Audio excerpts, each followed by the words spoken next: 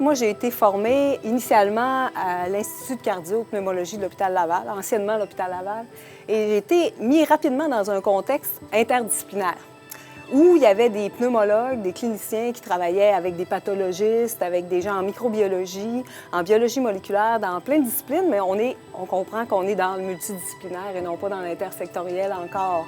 Mais j'ai rapidement été mis dans ce bain-là, puis j'ai rapidement apprécié avoir des contacts avec des gens qui avaient un regard différent, une perception différente, puis ça amenait à voir la problématique de recherche dans sa globalité. Après avoir eu ma chaire de recherche du Canada et l'avoir renouvelée, je regardais le milieu universitaire dans un petit établissement comme l'Université du Québec à Chicoutimi. Puis je me disais de quelle façon on peut faire pour améliorer l'environnement, pour que ce soit plus facile pour les jeunes chercheurs qui arrivent en santé. Puis le bon moyen, bien, c'est un centre de recherche. C'est un effet structurant parce que ça te permet d'avoir du mentorat, d'aider les jeunes chercheurs, de pouvoir partager des ressources professionnelles ou des infrastructures. En faisant une revue, en regardant ce qu'on avait dans l'université, j'ai rapidement vu qu'il y a plusieurs personnes qui s'intéressaient à la santé, mais avec différentes lunettes, on va dire comme ça. Donc, il y a des gens qui s'intéressent à la santé en psychologie, en physiothérapie, en kinésiologie. Ça ne surprendra personne. De la même manière, en sciences fondamentales.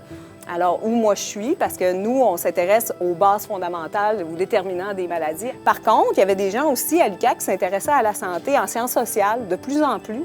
Alors, c'est plutôt la partie bien-être de l'aspect santé qui est couvert par les sciences sociales. Il y avait des gens aussi en arts qui s'intéressaient à la santé, en administration, en mathématiques, informatique. Bref, il y en a dans tous les départements.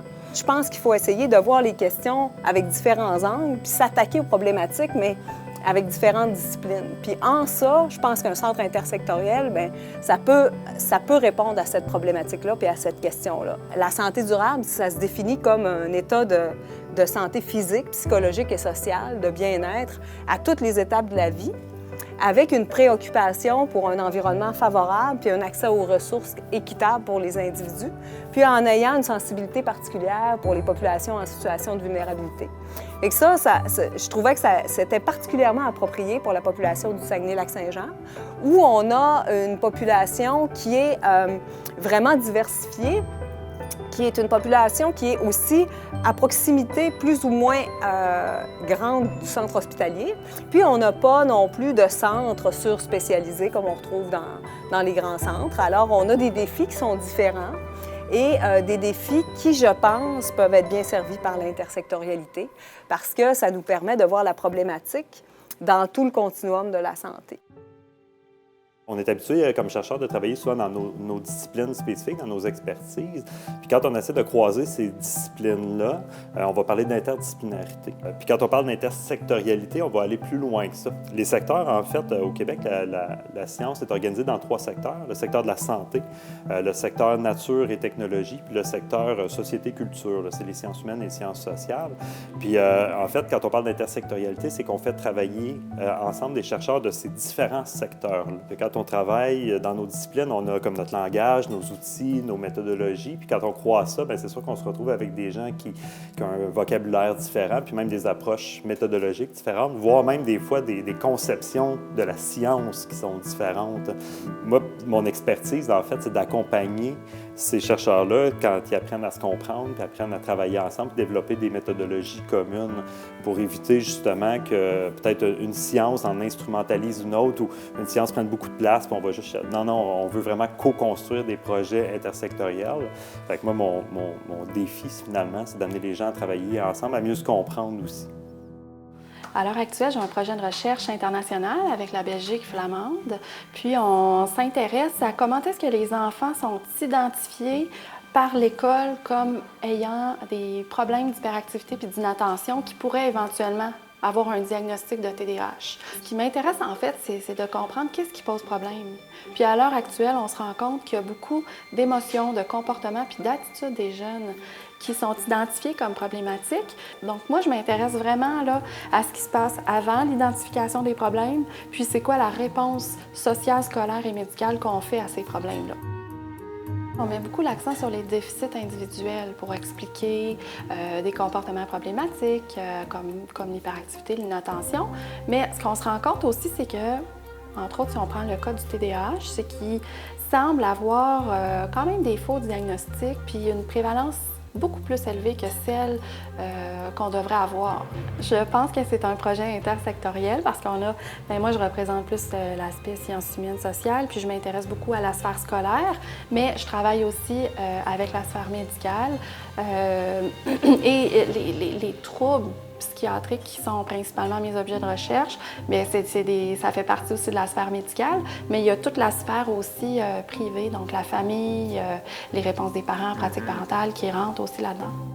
Il y a un mot qui est au centre de ma programmation, c'est Balzac. C'est d'abord et avant tout le projet d'un historien, Gérard Bouchard, qui venait de compléter son doctorat en France, où il avait appris une nouvelle méthodologie qui s'appelle la reconstitution automatique des familles à l'aide des registres paroissiaux. Rentré au Québec, il est devenu professeur à l'Université du Québec à Chicoutimi et il a entrepris de dépouiller les registres de la région du Saguenay-Lac-Saint-Jean. Au fur et à mesure que le fichier se construisait, il a aussi commencé à avoir l'idée que les données du fichier pouvaient être utilisées dans le domaine de la recherche en génétique, la recherche dans le domaine médical. On est passé de travaux vraiment centrés sur la région à l'ensemble des populations régionales du Québec. Ce qui caractérise énormément Balzac, c'est le fait que, donc, depuis les tout débuts, il est utilisé en recherche interdisciplinaire, autant par des chercheurs des sciences humaines, des historiens, sociologues, démographes, que des chercheurs en sciences biomédicales, des généticiens des populations, des épidémiologistes, des cliniciens. On peut parler d'intersectorialité peut-être avant l'heure.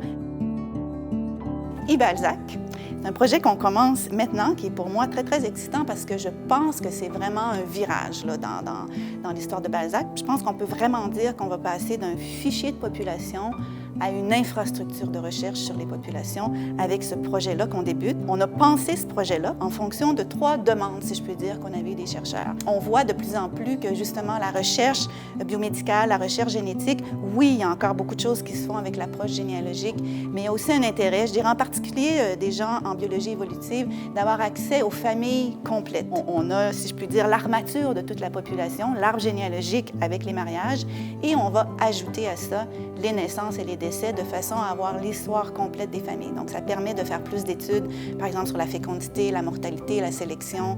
Le deuxième aspect, avec les nouveaux types de projets qu'on a, les chercheurs ont envie d'avoir une base de données où ils avaient un accès pérenne, un accès continu à la combinaison des données généalogiques et génétiques. Donc, on a fait des démarches en ce sens-là et dans le cadre de notre projet Balzac, on va faire ça.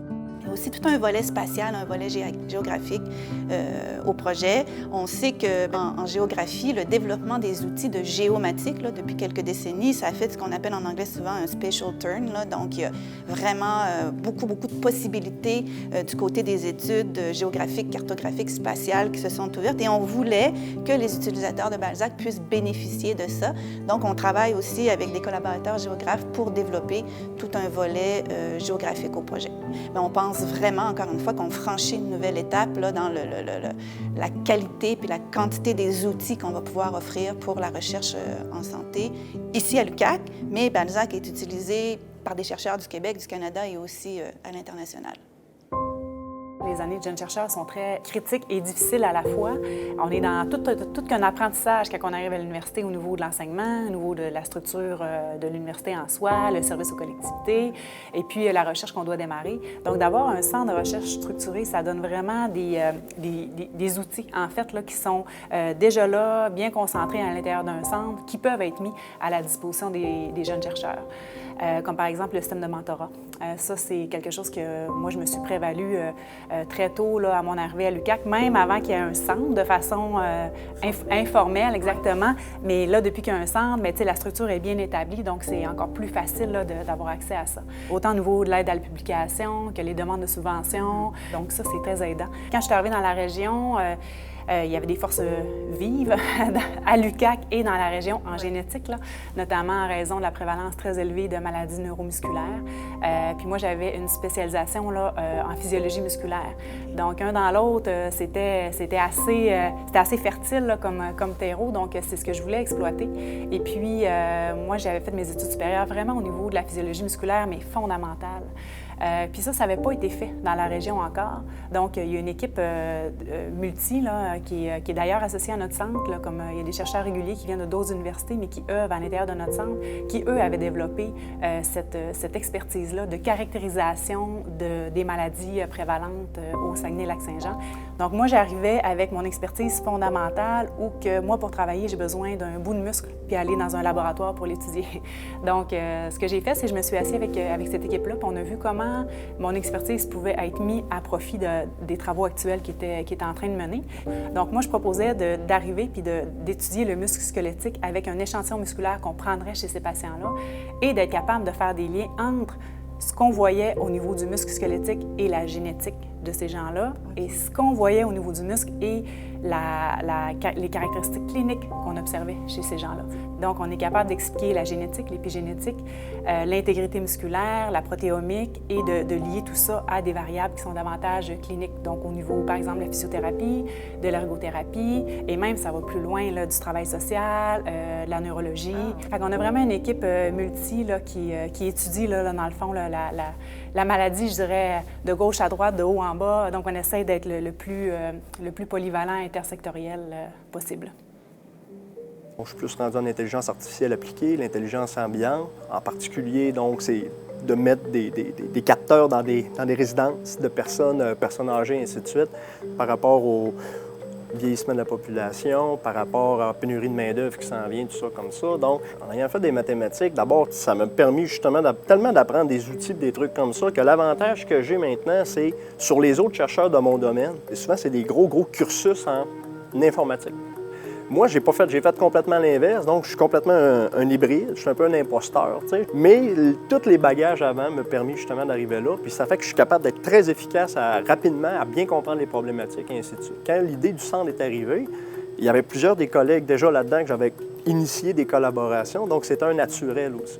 Souvent, une des problématiques pour les gens, c'est la technologie dans le projet. Puis moi, c'est exactement à quoi que je peux amener. Il y a beaucoup dans le domaine présentement, en tout cas dans le domaine, je te parlais de l'intelligence, métier à domicile, des trucs comme ça, ces technologies-là, ça s'en va, ça prend une tangente assez rapide là, par rapport tout au projet interdisciplinaire. Donc, il y a des projets de plus grande envergure, mais interdisciplinaires, avec des processus de co-construction, là, avec les intervenants, les patients participants, et ainsi de suite. C'est la force de travailler en interdisciplinaire, c'est que, tu sais, j'ai pas la prétention de connaître tout non plus. Fait que l'avantage, bien, avec des gens qui sont bons en acceptabilité sociale, dans la relation directe avec le patient, les proches aidants, dans les comités d'éthique qui ont beaucoup d'expérience là-dedans. Donc, évidemment, c'est la force du nombre, là.